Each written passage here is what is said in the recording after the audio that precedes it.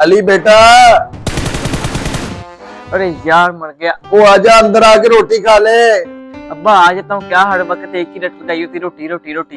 वो बेटा कैसे एक बात ना करूं, मुझे तेरी फिक्र रहती है, रोटी टाइम पे खाया कर। आजा मेरा बेटा। अगर इतना ही ख्याल था मेरा तो मेरे लिए अच्छा फ्यूचर बना लेते अब्बा। सारी जिंदगी कुछ नहीं किया मेरे लिए आपने।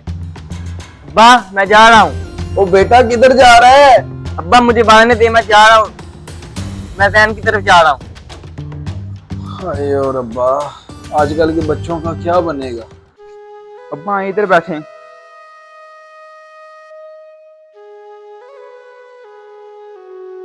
अब्बा बैठ।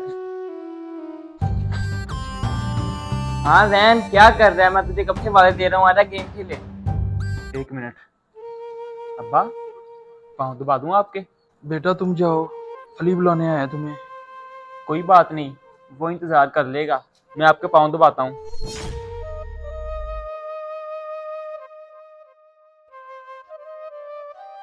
चल बस कर बेटा, कब तक अली खड़ा रहेगा, उसके साथ जाके खेल ले।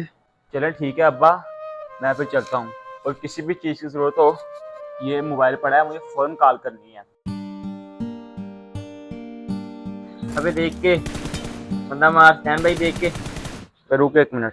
हेलो जी अब्बा, जी अब्बा। हाँ मैं बस आया, 1 मिनट, आ गया बस मैं आ गया। अरे जैन भाई कहाँ जा रहा है? गेम लगी हुई है, रुक जा। नहीं यार, वो अब्बा बुला रहे हैं। भाई कहाँ जा रहा है? रुक जा, अपने तो बुलाते रहना, गेम पूरी कर ले पहले।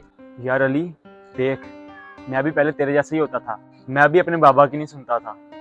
मैं जहाँ भी होता था वो मुझे ढूंढ कर ले जाते थे कि आ जाओ, खाना खा लो, अपनी सेहत का ख्याल रखो। लेकिन मैंने आज तक अपने बाप की कोई बात नहीं मानी। फिर मुझे एहसास उस दिन हुआ जिस दिन अब्बा को फालज का अटैक हुआ।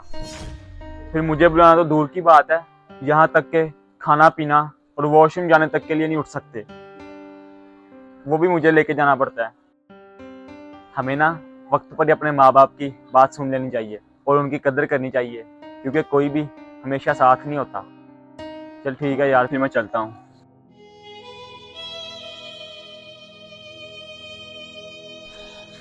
अब्बा मुझे माफ कर दे, मेरे से गलती होगी, मैं आइंदा आपकी हर बात मानूंगा।